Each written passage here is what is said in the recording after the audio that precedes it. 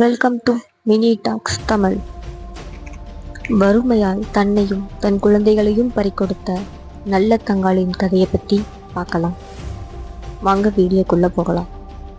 விருதுநகர் என்ற ஊரில் அர்ஜுனாபுரம் என்ற கிராமம் உள்ளது.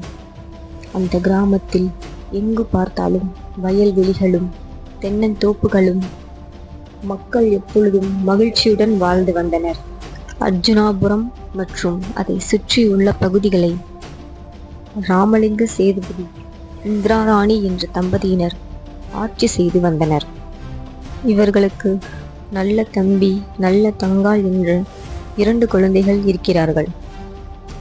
ராமலிங்க சேதுபதி உயிருடன் இருக்கும் போதே தன்னுடைய மகன் நல்ல தம்பிக்கு முடிசூட்டி அந்த கிராமத்தை நிர்வகிக்கும் பொறுப்பை அவனிடம் ஒப்படைத்து விட்டார். சிறிது காலத்தில் தன் மனைவி இறந்த சோகத்தில் ராமலிங்க சேதுபதியின் உயிரும் பிரிந்துவிட்டது.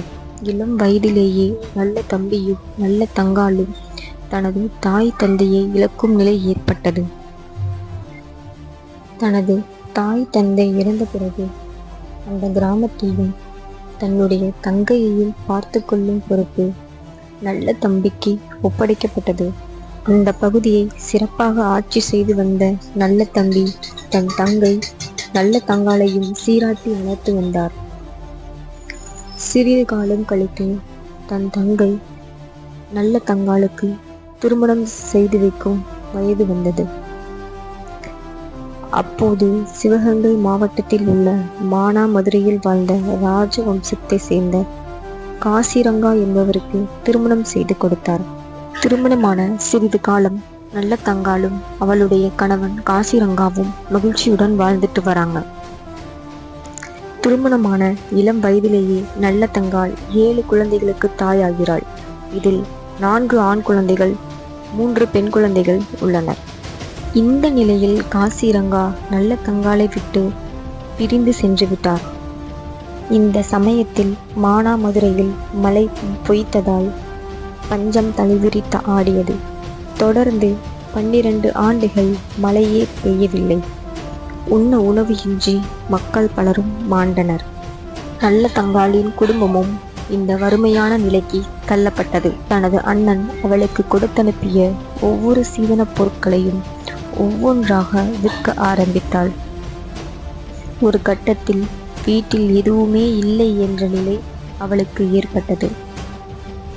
நல்ல தங்காளும் அவளுடைய குழந்தைகளும் சாப்பாட்டிற்கும் வழியில்லாமல் மிகவும் மோசமான நிலைக்கு தள்ளப்பட்டனர். தனது 7 குழந்தைகளுடன் அர்ஜுனாபுரம் கிராமத்தை அடைந்து தன்னுடைய அண்ணன் அரண்மனைக்கு செல்கின்றாள். அப்போது அண்ணன் காட்டிற்கு வேட்டையாடுவதற்காக சென்றுள்ளான். அரண்மனையில் மூலி அலங்காரி மட்டுமே உள்ளாள். நல்ல தங்காள் அண்ணன் வரும் வரை அரண்மனையிலேயே இருக்கலாம் என்று எண்ணுகிறாள்.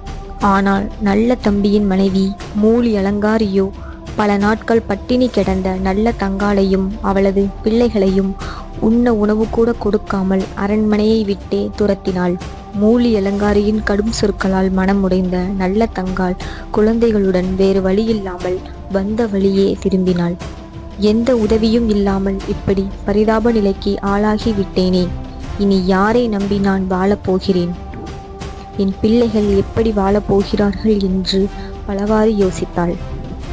அப்போது அவளது குழந்தைகள், அம்மா பசிக்குது, ஏதாவது வாங்கி கொடுங்கம்மா என்று அழ ஆரம்பித்து விட்டனர்.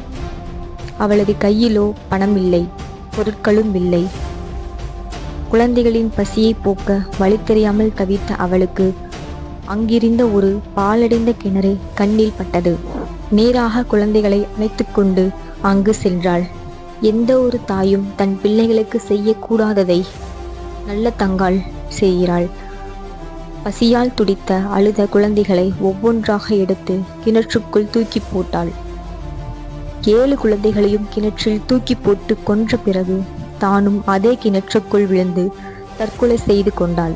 மனைவியின் கடுஞ்சொற்களால் உயிரிழந்த தன் தங்கையையும் தங்கையின் குழந்தைகளையும் மரணத்தை அறிந்த நல்ல தம்பி தன் மனைவி மூலி அலங்காரியை கொன்றுவிட்டு அவனும் அந்த கவலையில் இறந்து போனான்.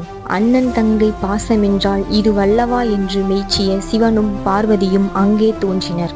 தற்கொலை செய்து கொண்ட நல்ல தங்காள் மற்றும் அவர் குழந்தைகளை உயிர் பெற செய்ததோடு நல்ல தம்பியையும் உயிர் பெற செய்தனர்.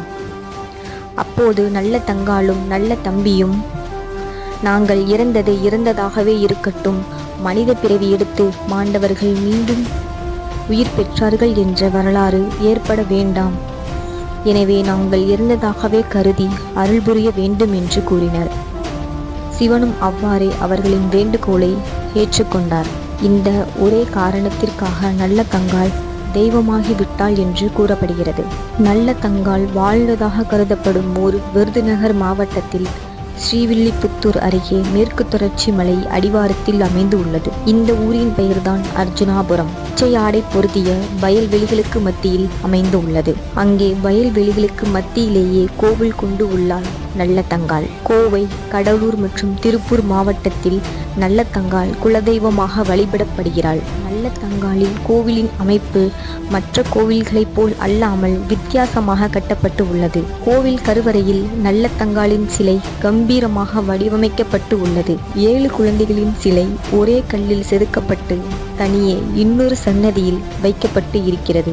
இந்த கோவிலுக்கு சற்று தொலைவில் ஒரு பாழடைந்த கிணறு சிதைந்து போய் காணப்படும். நல்ல தங்காள் குழந்தைகளுடன் தற்கொலை செய்து கொண்டது இங்கேதான் என்று கூறப்படுகிறது.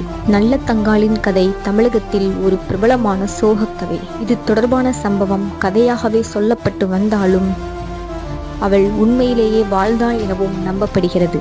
நல்ல தம்பி நல்ல தங்காளின் வாழ்க்கை சிறந்த அண்ணன் தங்கை பாசத்திற்கு எடுத்துக்காட்டாக சொல்லப்படுகிறது. இந்த கோவிலுக்கு வந்து வேண்டினால் குடும்ப உறவு பலப்படும், திருமணமாகாத பெண்கள் வந்து மஞ்சள் கயிறு வாங்கி கட்டினால் திருமணம் கைகூடும், வாழ்வில் நலம் ஏற்படும் என்பது இக்கோயில் பக்தர்களின் நம்பிக்கை. நல்ல தங்காள் நல்ல தம்பியை பற்றி முழு விவரத்தையும் இந்த வீடியோவில் பார்த்தோம். இந்த வீடியோ உங்களுக்கு பிடிச்சிருந்தா லைக் பண்ணுங்கள், ஷேர் பண்ணுங்கள். தேங்க்யூ.